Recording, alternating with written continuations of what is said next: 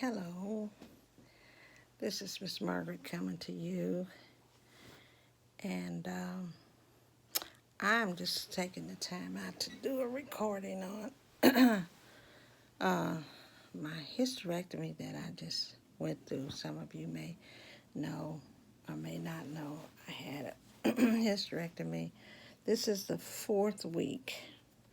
As of yesterday, it was 4 weeks ago yesterday, and just kind of keeping I guess, a count of what I experienced. I went online and I saw a lot of ladies who had recorded their experience, and so I wanted to get on here and record my experience.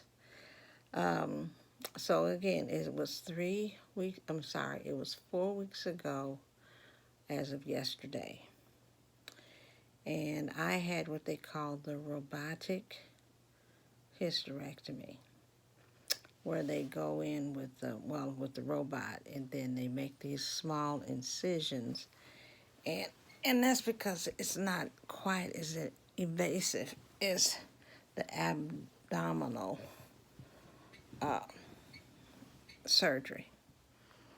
And so before I went in, I did pray. I had my circle of support and groups praying that the surgery would go well. There would be no side effects, little or no side effects. And that really happened. So the surgery went very well. And I did do overnight. To those who may be getting ready to go through, this is my story on my experience having the hysterectomy up to 4 weeks now. First, when I went in, before I went in, I went in, I had a D&C because I didn't think I was really going to have one. I didn't, because they couldn't tell me the reason why I needed to have one. What had happened, I had started spotting, and I'm postmenopausal. I'll be 70 years old next month, and I probably back in October, well, probably back in July, August, or sometime, I had an experience where I had started my cycle. And, and it probably went maybe a couple of days, maybe 2 or 3 days at the most. And I really think it was brought on by a particular stressful situation that I was going through or dealing with at the time. And the time before was probably about in 2013. I had experienced it before. I had a D&C. Everything was okay. Hadn't had that problem anymore. Hadn't had any spot, but noticed that, I'd been having some spotting. So I called the doctor, and it probably took me 2 months to get in. And once I got in, they said, well, we're going to, see what we can do. And they tried to do a little something inside the doctor's clinic, and that was horrible. So we did a D&C back in the last part of August.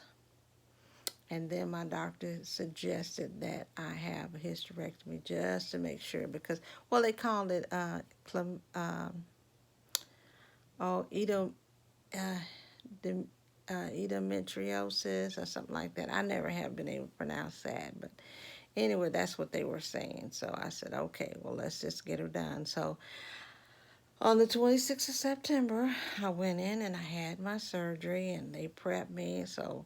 And I would like to say that my doctor and the staff and those that took care of me were wonderful. Uh, Everybody was just so kind, and it was just, I had a very good experience. And I happened to work for this facility. But I had a great experience with just the staff and them taking care of me and making me comfortable and all of that as much as they possibly could. So that is the one thing that I really do appreciate about where I went and who my doctor was, and they explained everything to me in detail, and make sure everything was just, I just felt that I was really being taken care of. And so I went in, and so the first thing they had me do the night before is not eat anything. Couldn't have anything, not even water, nothing. And so I didn't eat anything up until I think maybe 7, 8 o'clock that night, 9 o'clock, because my surgery wasn't scheduled until that afternoon. So anyway, I didn't eat anything. And then I got up that morning and they said, you need to bathe. And they gave me a solution, take a shower, wash my hair, took a shower, and then I had to wash down with this solution. And then once I washed down with the solution, you know, because that helped keep the bacteria or getting infections, they had me clean with that. I did that. My husband took me in. When I got to the hospital, they took me in and prepped me there, and then I had to wash down again. And then they had me put on this, what they call a bear hug gown. And I loved it because you didn't have to have, most hospitals are just cold, and I'm cold nature. But this thing was up to date. You're talking about modern. And you had your little holes that had the climate control, so I could, if I got too hot, I could turn it down. If I got too cold, I could turn it up. And it was just warm. Now, it made me look like I was a big bear because it was air. But that was really neat. And so the doctors, the anesthesiologist, the nurse, everybody was so wonderful. And then I had the support of my family. So that means a lot, I think, when you're getting ready to have such a serious procedure. Then I remember going in and they telling me to sit on this table, scoot down, and that's all I remember until I came out, and I think I was in the room and I was in pain. That was probably the only pain that I really experienced. I remember having my team and my people, my family, I said, pray that the surgery go well, that I have little or no side effects and no pain. Well, it went well, but I did have some pain right after the surgery. And so that was one of the things. But they gave me the medicine. I think they were giving morphine or whatever it was. And so I was in and out. And then later on that night, I was more conscious, I think. And like I said, I had family members come in. And then they had me get up and, you know, try to go to the bathroom. And, you know, that was difficult. Just trying to pee, I'm like, I didn't think it. I felt like I needed to go, but just having a hard time.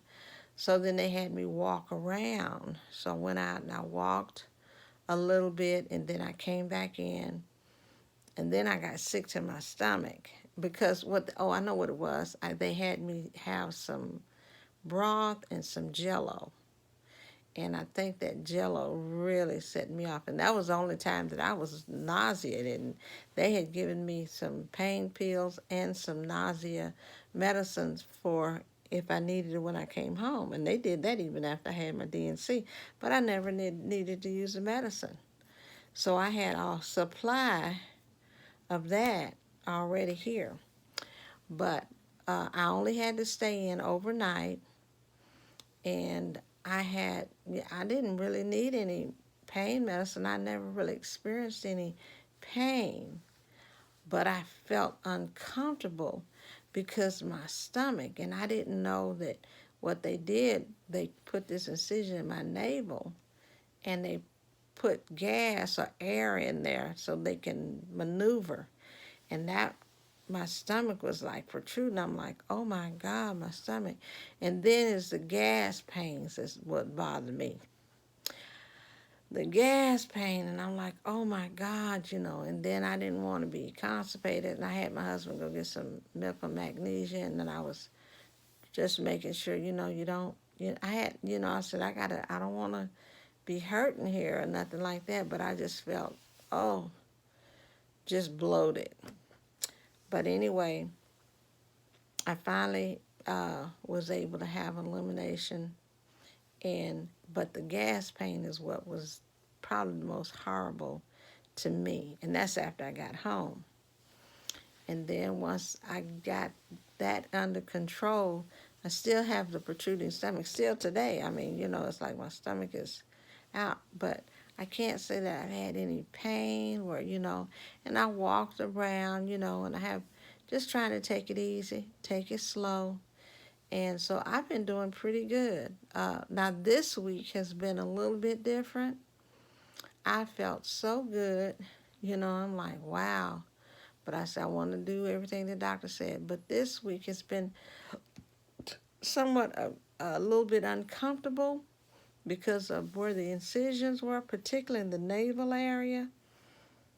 That's where I feel the discomfort, not pain, but tenderness and soreness. It's like, just even to put my finger on it, I can just tell that it's sore, a little sore, right in the area of where my belly button is and downward. And I'm like, well, And then just trying to be comfortable to sleep at night, you know. So, other than that, that's probably the only thing that's been uncomfortable for me. I've been able to get around, but like I said, I haven't done a whole lot of stuff. I'm not used to being at home, staying at home. I'm a very active person, and so, but I just haven't. I've been staying home pretty good. I've gone to the store, but if I go, I started. Let's see. They told me not to drive. I didn't drive until I guess last Friday, and my husband had to have a procedure which he needed a driver, so it was just me. But it wasn't that far, and I was able to drive because I think they put on there 7 days or 2 weeks. Well, I was able to drive, but just not. I haven't been driving a long ways. So anyway, uh, but I think all of this week is where I felt the most uncomfortable. Now, last Saturday was the first time that I got up early in the morning. It was so pretty. I went out and I drove and I went to a fabric shop and I walked around the fabric shop, walked around the grocery shop. But I noticed after 15 minutes, I'm wore out. I'm tired. I want to sit down. Where I would go to mall or something like that and just walk and walk around. I haven't been able to do that. I just don't have the energy, and that's probably my biggest thing. I just haven't felt the energy. I get tired really quickly, so I've noticed that. But other than that, I've been doing really good. Staying home has probably been the. If I wasn't tired, I would probably be crazy, trying to get out of here because I'm so used to going. And but just the idea that I just don't have a whole lot of energy is which has kept me pretty stable at home. But I've had company. My friends have come and visit me. I've had a really good support group. Thank God for friends and family that has come to visit me and stuff. So that's been good. But so far it's been pretty good. I think the only thing that I'm experiencing right now again is the tenderness around my navel area, below my navel, and the the not having energy and the sleeping, trying to sleep. I'll go to sleep and then I'll wake up and I'm uncomfortable and I have to go to the bathroom. And so anyway, and I get tired early, so it's a little bit probably around 7:30. I'm ready for bed already. And I'll wake up probably around 4 o'clock and then I'll go back to sleep around 6, 7 o'clock. And then I'm up at 8:30, 9 o'clock, and then I'll stay up. I won't go back to bed until, this time of night. And I think it's because the sun is going down. It's been raining. And now I've been drinking this tart cherry juice. This is tart cherry juice. And it's supposed to be good for you to help you sleep. So this is not wine. This is tart cherry juice. And it's really good. It's supposed to be good also for high uric acid. I know that I had my last checkup. They said I had high uric acid, and they suggested I drink tart cherry juice, whole cherries, berries, and this is good for high uric acid and gout too. So, and then they said helps you sleep, helps you relax and sleep. But it's only just cherry. It's organic cherry juice, tart cherry juice. And so this is what I'm drinking to kind of relax at night. So anyway, I will keep you posted. Again, this is my 4th week after my his robotic hysterectomy, and I can't wait to get my energy back so I can get out and move around. But I'm going to see my doctor on the 8th of November um, so they can release me back to go back to work. I only work part-time, but, I'm just trying to take it because I don't want no relapse. I don't have time for this. I want to be up and ready to go on my 70th birthday. So anyway, I hope this helps somebody. I don't know if you've experienced this. Is things that I've just experiencing, and I wanted to share with you. So everybody have a wonderful evening. Bye.